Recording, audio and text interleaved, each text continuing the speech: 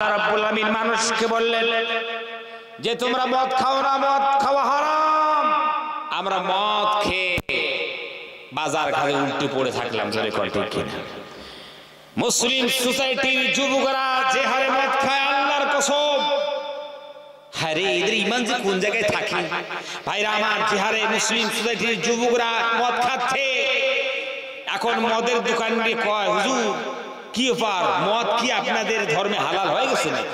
যে হারে মদ খায় ভাইরা আমার, মদ না খাইলেও আমাদের যুবকরা অনেকগুলো এমন আছে যারা সিগারেট খায়। খায় কি খায় না? বান্দারে তুমি কি আসমানে আর কি থাকবে না? জমিনের প্রান্ত কি তুমি ছাড়বে? আসমানের প্রান্ত কি তুমি ছাড়বে? জমিন ছেড়ে কি তুমি চলে যাবে? আল্লাহ রাব্বুল আমিন বলে বান্দারে পালাইবা কই? তোমার ধারণা অনুযায়ী তোমার রকেটটা তোমাকে নিয়ে জমিন থেকে টেক আপ করবে। তোমার ধারণা অনুযায়ী এই রকেট জমিনের প্রান্ত ছাড়বে, আসমানের প্রান্ত ছাড়বে, কিন্তু বান্দারে আমার কথাটার উত্তর দাও, এই রকেট ল্যান্ডিং কোন জায়গায় করবে? বান্দারে তোমার রকেট যেই জায়গায় ল্যান্ডিং করবে সেই জায়গায় আমি রব্বুল আলামিনের রাজত্ব।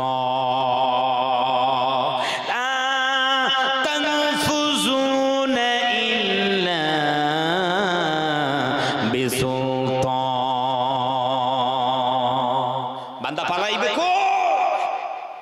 লা তনফুজুনা ইল্লা বিসুলতান, मेरी हुकूमत के बाहर तुम नहीं जा सकते। যেতে পারবে না, मेरी सल्तनत के अलावा कहीं नहीं जा सकते। কোথায় পালাইবা? কোথায় পলায়ন করবে? যেই জায়গায় তোমরা পলায়ন করে চলে যাবে সেই জায়গায় আমি রব্বুল আলামিনের রাজত্ব। জোরে কোন আল্লাহু আকবার।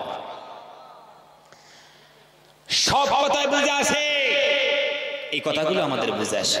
এটা কি কম কথা? আল্লাহ আমাদেরকে ধমক দিলেন, শুধু শুধু ধমক দিলেন।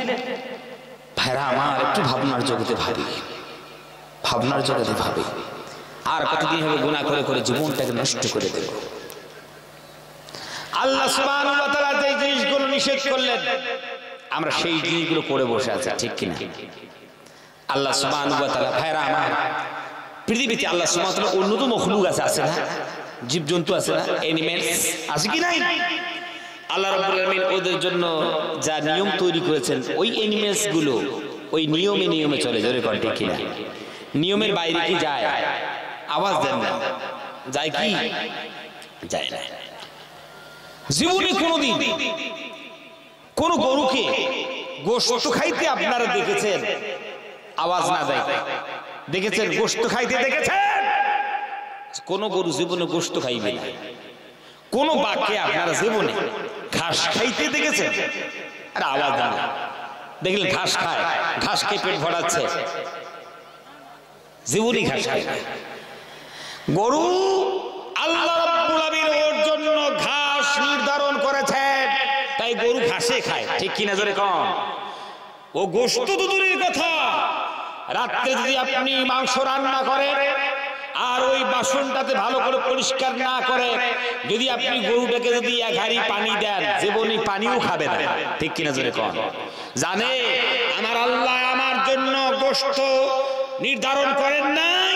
গোশত খাওয়া তো দূরের কথা, যেই জায়গা থেকে গোশতের সেন্ট আসবে সেই জায়গায় আমি মুখ দেব না। সুবহানাল্লাহ কর। একটা গরু আর বা ওর জন্য আল্লাহ সুবহানাহু ওয়া তাআলা গোশত নির্ধারণ করে গেছেন, তুমি গোশত খাবে। ওই বাঘ জীবনে কোনোদিন ঘাস খায় না। ধরে কন্টেন্ট কিনা? তাহলে যেই জিনিসগুলো ওদের জন্য বৈধ করলেন ওরা খায়, আর অবৈধগুলো ছেড়ে দেয়। আল্লাহ রাব্বুল আমিন মানুষকে বললেন যে তোমরা মদ খাও না, মদ খাওয়া হারাম। আমরা মদ খেয়ে বাজার ঘাটে উল্টে পড়ে থাকলাম, জোরে কন্টেন্ট কিনা? মুসলিম সোসাইটির যুবকরা যে হারে মদ খায়, আল্লাহর কসম, হারে এদের ঈমান যে কোন জায়গায় থাকে ভাইরা আমার। যে হারে মুসলিম সোসাইটির যুবকরা মদ খাচ্ছে, এখন মদের দোকান নিয়ে কয় হুজুর কি ব্যাপার, মদ কি আপনাদের ধর্মে হালাল হয়ে গেছে না? যে হারে মদ খায় ভাইরা আমার, মদ না খাইলেও আমাদের যুবকরা অনেকগুলো এমন আছে যারা সিগারেট খায়, খায় কি খায় না? আল্লাহ রাব্বুল আলামিন হারাম করলেন, যুবকরা সিগারেট খাওয়া শুরু করে দিল। এই যে মাধ্যমিক পরীক্ষা হচ্ছে, সেদিন গাড়ি নিয়ে বার হচ্ছি, বাবা মাধ্যমিক পরীক্ষা থেকে হল থেকে বার হইয়ে ভাই সিগারেট লাগিয়ে ফেললো। এই দেখতে এত সুন্দর, ভালো করে গায়ে পোশাক, কত সুন্দর একটা ড্রেস পরেছে, ইউনিফর্ম কত সুন্দর লাগছে, কিন্তু বার হয়ে সিগারেট চালু হয়েছে। ভাইরা আমার, এখনো এই যুবকেরা কি পরীক্ষা দিল? সাংবাদিক সে জিজ্ঞাসা করেছে যে এবার কার মাধ্যমিক পরীক্ষা তোমরা কেমন দিলে? ওরা বলছে যে প্রশ্নপত্র তো আমরা বুঝতে পারিনি, আমাদের স্যাররা যে কি প্রশ্ন করেছে আমরা বুঝিনি, আর আমরা এমন উত্তর দিয়েছি স্যাররা বুঝবে না। লেজা এখন কি উত্তর দিবে আল্লাহ জানে। সব স্যারের প্রশ্ন এরা বুঝি নাই, এরা কয় আমরা এমন উত্তর দিয়েছি স্যারও বুঝবে না। লেজা এই আমাদের ভবিষ্যৎ। এরা সিগারেট খেয়ে খেয়ে জীবনটাকে নষ্ট করে দিচ্ছে। ভাইরা আমার, যুবকরা 4 জন 5 জন এক জায়গা হয়ে একটা সিগারেট লাগানোর পর আকাশের দিকে ধোঁয়া ছেড়ে দিয়া কম্পিটিশন করে, দেখবো কার ধোঁয়া কত দূর যায়, ঠিক কিনা? হ্যাঁ রে যুবক, কি কাল খাইলি তুই? আসসালামু আলাইকুম। মহিলাদের উদ্দেশ্যে বলবো, আগে অনেক জায়গা ফাঁকা আছে আপনাদের। মহিলারাকে বলছি, মা বোনেরাকে বলছি, আগে অনেক জায়গা ফাঁকা আছে, আপনারা পিছনে বসে যাচ্ছেন, আগে আসেন না। আগে বেড়ে বেড়ে বসুন, এগিয়ে বসুন। আপনারা অন্যান্য মা বোনেরা আসছে, ওরাকে বসার জায়গা করে দেন। আপনারা যে জায়গা ফাঁকাগুলো আছে, ফাঁকাগুলো পূরণ করুন। মা বোনেদের উদ্দেশ্যে বলছি, আপনারা ফাঁকা জায়গা পূরণ করে বসুন। জায়গা ছেড়ে বসবেন তো পিছনকার মেয়ে ছেলেরা কোথায় বসবে? তাই আপনারা এগিয়ে গিয়ে বসুন। আসসালামু আলাইকুম। ভাইরা আমার, যুবকরা তোমরা যেই সময়, যেই কালে তোমরা সিগারেটের ধোঁয়া ছেড়ে কম্পিটিশন করছো, এটা তোমার সিগারেট খাওয়ার সময় নয়। তোমার ভবিষ্যৎ অন্ধকার হয়ে যাচ্ছে, তুমি টেনশন করছো যে এমপ্লয়মেন্ট অফ ফিউচার লাইফ, আমাদের কি হবে, আগামী জীবন আমাদের কি হবে, কর্মসংস্থান আমরা কি হবে, আমাদের কি হবে তোর ভাবছো। যুবকদেরকে বলতে চাই, যুবকরা যেই হাতে তোমরা সিগারেট খাও, সিগারেট ছেড়ে দাও। এই হাতে তুমি কলম ধরো, খাতা ধরো, বই ধরো, বই ধারণ করো, কলম চালাতে শিখো। আল্লাহর কসম, ফিউচার নিয়ে তোমাকে ভাবতে হবে না। কলম যদি ঠিকঠাক চালাতে পারো, গোটা পৃথিবী তোমার পায়ের তলায় আসবে। জোরে কর ঠিক কিনা? যুবকরা তোমরা মেহেরবানি করে একটু আমরা ভাবনার জগতে ভাবি। আর যারা আমরা অভিভাবক হয়েছি, আজকাল এই মাহফিল থেকে এই কথাগুলো কমসে কম নিয়ে যায়। এই যুবকরা যখন সকালবেলায় উঠলো ঘুম থেকে, গামোরা দিয়েই দেখলো যে মোবাইলটা কোন জায়গায় আছে, বাস যখন চোখ খুললো মোবাইল ঠেলা চালু হইল। ওই যে ঠেলা চালু হইল, ঠেলতে ঠেলতে নাস্তা, ঠেলতে ঠেলতে দুপুরের ভাত, রাতের ভাত, আর ঘুমাইলো যতক্ষণ পর্যন্ত মোবাইল আপনি আপনি হাত থেকে না পড়ে ততক্ষণ পর্যন্ত ফেলে না। জোরে কণ্ঠে কিনা? আপনারা যারা অভিভাবক আছেন, যারা কেয়ারব আছেন, যারা সরফরাজ আছেন, আপনাদেরকে দয়া মেহেরবানি করে বলে যায়, আপনারা একটা রুলস তৈরি করুন। আপনাদের ছেলেপেলে তো আছে, ভাই বোন তো আছে, ওদেরকে একটা কাজ করবেন। ওদের কমসে কম সর্বপ্রথম যে কাজটা আপনারা করবেন, আজকে এখন জলসা শুনে যাওয়ার পর কালকে করবেন, যে সারাদিন মোবাইল যেমন পাও চালাও, এখন কোনো অসুবিধা নেই, কিন্তু রাত্রে খাওয়া দাওয়া হয়ে গেল, মোবাইল আমার ঘরে চার্জে দিয়া তুমি তোমার রুমে ঘুমাইতে যাইবা। করবেন কি? কমসে কম এইটা কাজ আপনারা করবেন, নাহলে যুবকরা শেষ হয়ে যাচ্ছে, বিকলাঙ্গ হয়ে যাচ্ছে। ভাইরা আমার, ওই জন্য দয়া মেহেরবানি করে আমরা আসি হকের পথে, আসি ইনসাফের পথে আসি। ভাইরা আমার, আমাদের বুঝে আসে না, আল্লাহ জ্ঞান দিলেন, বুদ্ধি দিলেন, সব দিলেন, আমাদের বুঝে আসে না। এই বিড়ি সিগারেট আপনারা যে খান, কেন খান আমার বুঝে আসে না। কিন্তু এই এলাকার মানুষগুলো ভালো, বিড়ি সিগারেট খায় না, না খুব ভালো এলাকা। আজকে একটা এলাকা পেয়েছি আলহামদুলিল্লাহ, বিড়ি সিগারেট ধারো ধারে না, জানে কিনা খায় কি। যদি আমরা কই ভাই আপনারা অত বিড়ি সিগারেট খান কেন, বলে হুজুর আপনার হুজুর মানুষ, আপনার বুঝবেন না, বিড়ি সিগারেট খাইলে পেট পরিষ্কার হয়। নাউজুবিল্লাহ কর, হাসিব ব্যাপার। আমরা যদি কইতে বলে পেট পরিষ্কার হয়। ভাইরা আমার, বিড়ি খাইতে খাইতে বিড়ির মধ্যে শুনেন ভাই এমন একটা গুণ আছে যে অন্য কোনো খাদ্যের মধ্যে ওই গুণটা নেই, বলে হুজুর ওই জন্য খাই। এই বিড়ি সিগারেটের মধ্যে এমন একটা গুণ অন্য মধ্যে নাই, সেটা কি? এটা পায়খানার ভিতরে খাওয়া যায়, পায়খানার বাইরে খাওয়া যায়। আবার দেখাতে পারবেন কোন এক মানুষ, কোন একটা মানুষ জীবনে দেখতে পেরেছেন এক কাপ চা নিয়ে দুইটা সুগার ফ্রি বিস্কিট নিয়ে পায়খানায় ঢুকলো আর চাও খায় পায়খানা করে? কিন্তু মানুষ বিড়ি, ওই সর্বনাশ বিড়ি খাইতে খাইতে পায়খানা গুলো বুড়ির দোকান বানিয়ে ফেলেছে, ঠিক কিনা? হ্যাঁ রামা, কেন খান আপনারা? বুঝে আসেন কেন খান? আপনাদেরকে বলতে চাই, আপনারা বলুন তো, আপনাদের আশেপাশে বড় বাজার আছে, ধুলিয়ার মনে করুন একটা বড় মিষ্টির দোকান, ওই মিষ্টির দোকানের উপরে লেখা আছে যেই বেটা আমার দোকানের মিষ্টি খাইবে হার্ট অ্যাটাক হয়ে মরবে, মিষ্টির দোকান চলবে? আওয়াজ দেন না করে আপনার চলবে? যদি মনে করুন লেখা থাকে কোন বিস্কিটের প্যাকেটে বা কোন কেকের প্যাকেটে যে আমার কোম্পানির কেক যে খাইবে সেই বেটায় কিডনি ডাউন হয়ে মরবে, জোরে কোন ওই কোম্পানির কেক চলবে? আওয়াজ দেন না, চলবে? আমার মনটাই কয় চলবে। হুজুর আপনি কোন অ্যাঙ্গেলে কথা বলেন? কেন বিড়ি সিগারেটে তো লেখা আছে যে যারা খাইবে ক্যান্সার হয়ে মরবে, আছে কি নাই?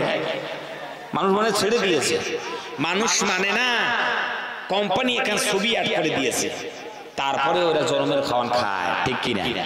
যুবকরা তোমরা হাত তুলে বলো যে ইনশাআল্লাহ আমরা এগুলো আস্তে আস্তে ছাড়বো। যে কটা খায় না সেই কটাই হাত তুলবে। এই সমস্যা তো এখানে বুঝে আসে না আমাদেরকে, যে কটা খায় না সেই কটাই হাত তুলে। আলহামদুলিল্লাহ ভাইরা আমার, আপনাদেরকে বলতে চাই, কোন যদি বুড়ো মানুষ সকালে উঠে যদি বলে যে রাত্রে আমি তাহাজ্জুদের নামাজ পড়েছি, কি বলে? তো তাহাজ্জুদের নামাজ তো পড়বে, প্রেশার তোমার হাই হয়ে গেছে, ঘুম তো আসে না, প্রেশার হাই হয়ে গেছে, শ্বাসকষ্ট হচ্ছে, কি আর করবে? উজু করে বসেছি রে তাহাজ্জুদের নামাজ পড়বে। ভাইরা অত কিন্তু প্রশংসার সে লায়ক নয়। কিন্তু একজন যুবক যদি কয় আমি তাহাজ্জুদের নামাজ পড়েছি কমসে কম 2 রাকাত, সত্যিকারে সেই প্রশংসার যোগ্য, জোরে কর ঠিক কিনা? ঠিক না? তো যুবকরা তোমরা আসো, হকের পথে ইনসাফের পথে ফিরে আসো।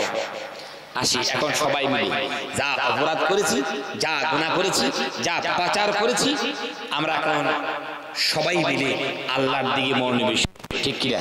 যা করেছি শেষ হয়ে গেছে, এখন আমরা আজকে থেকে জীবনের একটা নতুন অধ্যায় শুরু করি। কোরআনুল কারীমের আয়াত তেলাওয়াতের মধ্য দিয়ে আমরা সুন্দর করে আল্লাহর দিকে মনোনিবেশ করি, গুনাহগুলো আমরা ছাড়বো। কোরআন পড়লে সওয়াব দিবেন কে? জোরে কোন কে? আপনাদের যতগুলো মানুষ, এই মানুষগুলো যদি ভিন্ন কোনো এলাকায় থাকতো, সর্বনাশ, আল্লাহ বলে এত সুন্দর ডাক দিত, আকাশ বাতাস মুখরিত সত্যিকার একটা জলসা হচ্ছে। ভাইরা আমার, যা হোক আল্লাহ সুবহানাহু ওয়া তাআলা সওয়াব দান করবেন। তো সবাই কি একটু আমার সঙ্গে তেলাওয়াত করবেন? আপনারা করবেন ইনশাআল্লাহ? হ্যাঁ, বেশি বাড়াবাড়ি করে, সময় খুব কম। ভাইরা আমার, তো ওই জন্য আপনার দয়া মেহেরবানি করে সবাই মিলে আমার সঙ্গে উচ্চ কণ্ঠে একটু কোরআন কারীমের আয়াতটা তেলাওয়াত করবেন। ইন্নী ওয়াজ্জাহতু ওয়াজহিয়া লিল্লাযী ফাতারাস সামাওয়াতি ওয়াল আরদা হানিফা ওয়া মা আনা মিনাল মুশরিকিন। আল্লাহু আকবার। আমরা আল্লাহকে কি বললাম? আল্লাহ রাব্বুল আলামিনকে এই কথা বললাম, ইন্নী, নিশ্চয় আমি, ওয়াজ্জাহতু ওয়াজহিয়া, আমার চেহারাখানা ফিরিয়ে দিলাম। এই যে আমরা বললাম আল্লাহকে, আল্লাহ আমি চেহারাখানা ফিরিয়ে দিলাম, এই কথার অর্থ কি? এই কথার অর্থ হচ্ছে আল্লাহ আমার ধ্যান ধারণা কৃষ্টি কালচার গৌর ফিকির সবগুলো ফিরিয়ে দিলাম। কার দিকে ফিরিয়ে দিলেন? গ্রামের প্রধানের দিকে মনে ফিরিয়ে দিয়েছিল? আল্লাহ না, ওই দিকে ফিরিয়ে দিলেন। ও মুখ্যমন্ত্রী এই বছর মানে নতুন নতুন ঘর দিয়েছে, সেই দিকে মনে ফিরিয়ে দিলে, টাকা ঢুকেছে মনে, বলে আল্লাহ ওই দিকে ফিরিয়ে নেই। তো প্রধানমন্ত্রীর দিকে নিজের চেহারাখানা ফিরিয়ে দিলে, আল্লাহ সেই দিকেও ফিরিয়ে নেই। ফিরিয়ে দিলে কার দিকে? আমরা ডাক দিয়ে বলেছি